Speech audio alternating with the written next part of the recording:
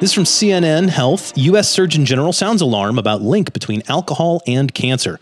Just read a little bit of this here. U.S. Surgeon General Dr. Vivek Murthy issued an advisory Friday warning about Americans with that alcohol consumption can increase their cancer risk and called for an updated health warning label on alcoholic beverages.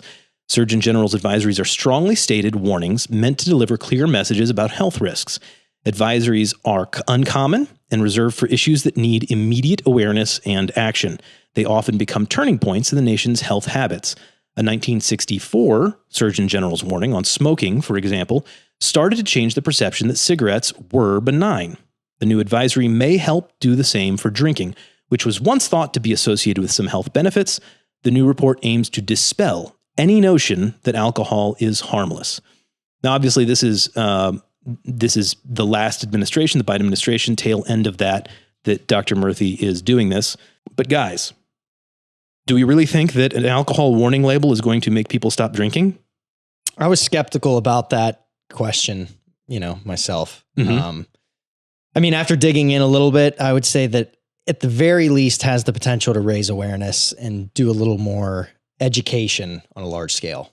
This is, so one of the first things they said in there, alcohol thought to be benign, or at least in some instances beneficial, right? You're supposed to drink a little bit of red wine. It's good for blood health, things like that. Is that all nonsense? Have we completely done away with that idea now? I think that's still pretty mixed. I don't know what you saw, but in terms of those studies themselves and evaluation of those, it's mixed at best. Okay. I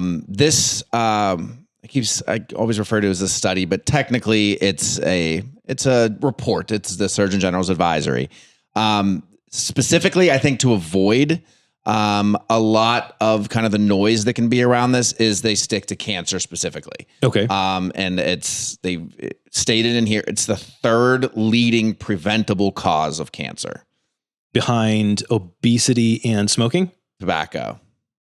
That makes sense. Yeah, we know tobacco is a real problem. Obviously, you said the 1964 warning was the start of that conversation.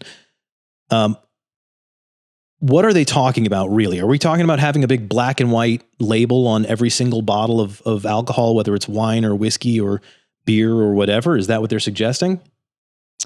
My understanding is they will be adding to the current government warning. Mm-hmm. So there already is a warning at this stage. Well, that shows you how effective it is. I've never noticed it before. What is it now? Like pregnancy? Right, exactly. Right now, okay. it comes with the risk of birth defects, and then also that consumption of alcoholic beverages impairs your ability to drive, etc. So, two things that everybody's all we're all very well aware of. Right. I believe it's just being added to this statement, which has remained unchanged since 1988. Okay, so they're saying specifically cancer. What kind of risk are we talking about? How does alcohol lead to cancer? Depending on the cancer specifically, there are some different mechanisms, and the actual bulletin that the Surgeon General released is pretty easy to digest. I think we'll link it, but I encourage everybody to check it out. They at least have some good graphics and stuff in there of a lot of what we'll mention. So specifically referencing to the mechanisms that they lay out in this bulletin. The main one is that alcohol, when consumed, breaks down into acetaldehyde, which can damage DNA in multiple ways, and this is what ultimately leads to cancer, this downstream damaging of DNA. Sure. Also, it can induce oxidative stress, which again damages DNA and also the proteins and cells just by increasing overall inflammation. So those seem to be the two biggest. There's also the impetus of elevating certain hormones or changing, kind of the dynamic balance of hormones in the body, especially estrogen. There's a serious component linked to, breast cancer in women as well. And then there's a fourth mechanism that they propose, which is a little less understood compared to these first two or three. And that's the fact that alcohol can actually lead to greater absorption of carcinogens. And so that's whenever, if let's say you're smoking a cigarette, the carcinogens can actually dissolve in the alcohol the alcohol alters the cells in the mouth, in the cells in your mouth, and then you're more easily able to digest those. So it has a compounding effect almost if you're doing multiple of these behaviors, which makes sense. I mean, I know a lot of people, back when I was in my younger days in college and whatnot, people would say, well, I only smoke when I'm drinking.